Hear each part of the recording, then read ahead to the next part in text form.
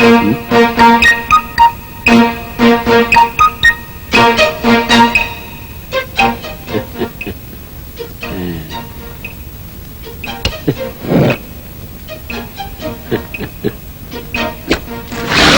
House അല്ല, ഈ township മുഴുവൻ ഞാൻ എഴുതിത്തരാം.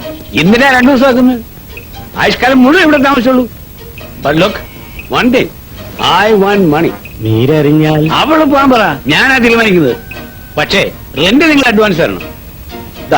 1000 രൂപയാണ് 2 മാസത്തെ വാടക അഡ്വാൻസ്. That's fine.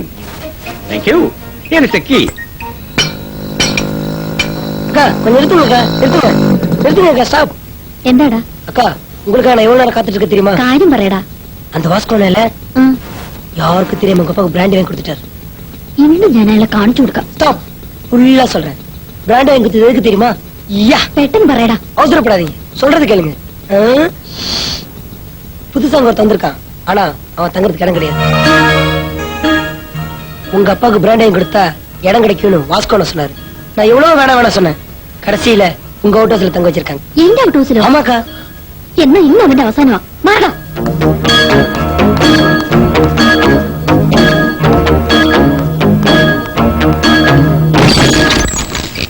ഏയ് മിസ്റ്റർ.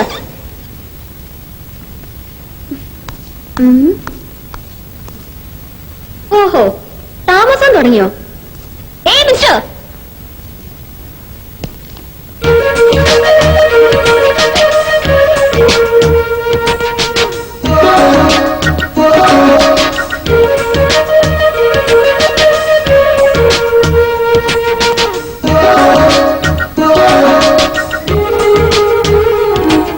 കർത്താ സാറിന്റെ മകളല്ലേ മീര?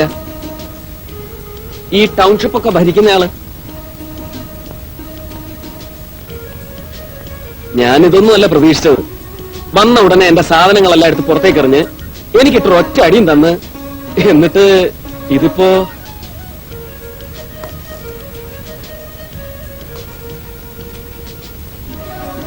അല്ല, ഞാനെന്തെങ്കിലും തെറ്റായിട്ട് പറഞ്ഞിട്ടുണ്ടെങ്കിൽ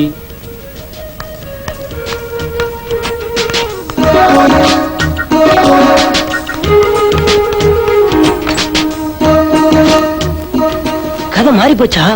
இது எப்படி இருக்கு?